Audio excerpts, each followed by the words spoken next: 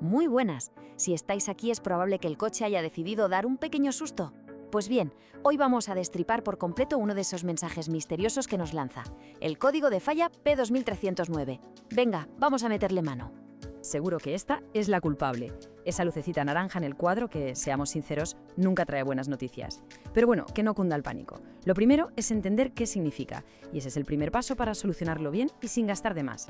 Entonces, ¿qué narices intenta decirnos el coche con este código? Hay que imaginárselo como un mensaje muy específico que nos envía su cerebro, la centralita. Y ahora, lo que vamos a hacer es traducirlo a un idioma que todos entendamos. Aquí está el meollo de la cuestión. El P2309 apunta directamente a un fallo en el circuito de la bobina de encendido D. Ojo que en algunos coches, como los del grupo Volkswagen o Suzuki, se la conoce como la número 4. El cerebro del coche, la ECU, que lo controla todo, está vigilando constantemente este circuito, y en cuanto detecta que el voltaje es más bajo de lo normal o que la señal se corta, ¡zas!, enciende la alerta y registra este código. Para que nos entendamos, la función de esta pieza es vital y en el fondo bastante sencilla. La bobina de encendido es básicamente un transformador en miniatura. Coge los 12 voltios de la batería, que es muy poquito, y los convierte en miles y miles de voltios. ¿Y para qué tanta potencia? Pues para generar una chispa brutal en la bujía, la que prende la mecha en el cilindro. Sin esa chispa el motor simplemente no va fino. Vale, ya sabemos qué es el código. Ahora vamos a lo importante. ¿Cómo se nota esto en el día a día? ¿Qué síntomas da el coche al conducir? Y sobre todo, ¿quiénes son los sospechosos habituales que están detrás de esta avería? Es muy probable que se esté notando algo de esto. Lo de la luz de check engine es lo obvio, claro, pero lo demás a veces es más sutil. Un motor que tiembla un poco en un semáforo, que parece que se lo piensa 2 veces al acelerar, o de repente un consumo de gasolina que se ha disparado. En los casos más claros se notan tirones, como si el motor se ahogara por un instante. Todo esto indica que uno de los cilindros no está trabajando como debería. Y aquí tenemos a los culpables. La experiencia del taller y los manuales no engañan. El 90% de las veces el problema está en la propia bobina de encendido o en algo relacionado con ella. Que la bobina se haya estropeado, que un cable esté pelado y haga contacto donde no debe, o algo tan tonto como un conector que esté sucio o un poco suelto. Es muy raro que la culpa sea del módulo de control, de la centralita. Por eso, siempre hay que descartar primero lo más fácil. Venga, ahora que ya sabemos de qué va la película, vamos a remangarnos. Vamos a ver cuál es el proceso lógico que seguiría un profesional para dar con el problema sin empezar a cambiar piezas a lo loco. Una estrategia que al final ahorra tiempo y dinero. Y este consejo es oro puro, de los de taller de toda la vida. Antes de sacar herramientas caras o empezar a desmontar medio motor, lo primero y más importante es usar los ojos. Una buena inspección visual puede resolver el misterio en 5 minutos. Vamos a desgranar esto. Primero, con el motor bien apagado, se echa un buen vistazo a los cables y al conector.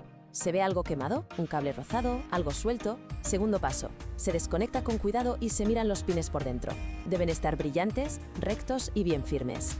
El tercer paso es una jugada maestra. Si el coche tiene varias bobinas individuales, se cambia la que creemos que falla por la de otro cilindro.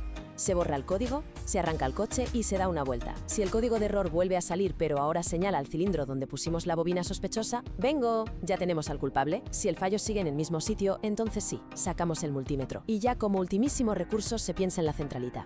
A ver, que saber qué hacer está muy bien, pero es casi más importante saber qué no hay que hacer para no liarla y gastar por gastar. Vamos a ver los fallos más típicos que nos cuestan tiempo y sobre todo dinero.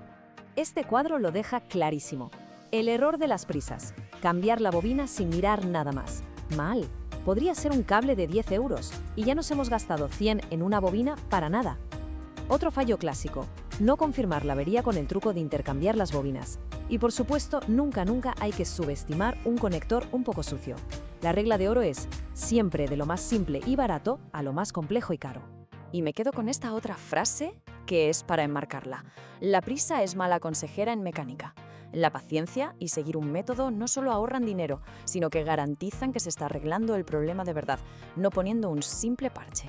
Y llegamos al tramo final, que es donde nos jugamos los cuartos. Vamos a ver las soluciones que funcionan y sobre todo qué puede pasar si se decide mirar para otro lado y seguir circulando con la lucecita encendida.